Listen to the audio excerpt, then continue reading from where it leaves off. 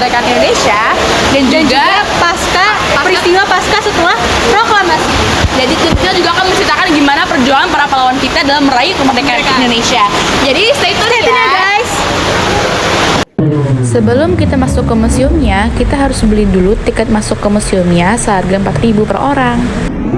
Setelah memasuki museumnya, hal pertama yang kami kunjungi adalah ruang tamu.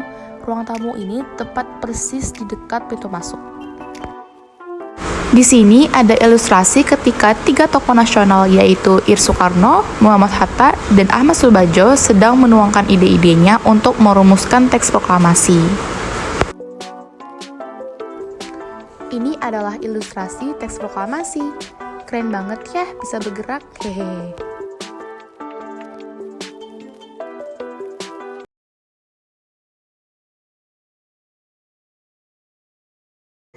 Peristiwa Rengas Dengklok adalah peristiwa penculikan yang dilakukan oleh sejumlah pemuda antara lain Sukarni, Wikana, Aidit, dan Chairul Saleh dari Perkumpulan Menteng 31 terhadap Soekarno dan Hatta.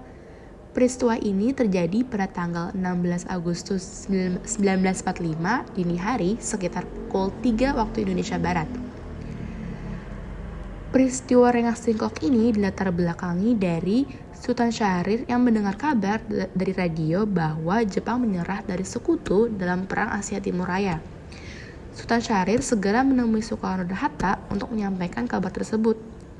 Saat itu, Soekarno dan Hatta baru saja pulang dari Dallas, Vietnam usai bertemu dengan pemimpin militer tertinggi Jepang untuk kawasan Asia Tenggara, yaitu Marshal Terauchi.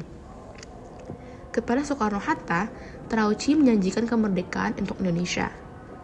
Silang pendapat pun terjadi di antara ketiga tokoh bangsa itu. Syahrir meminta agar kemerdekaan segera dideklarasikan. Namun, Soekarno dan Hatta yang belum yakin dengan berita kekalahan Jepang, keduanya justru memilih menunggu kepastian sembari menanti janji kemerdekaan dari Dai Nippon. Untuk mengantisipasi itu, golongan muda melakukan penculikan supaya Soekarno dan Hatta tidak terpengaruhi oleh Jepang.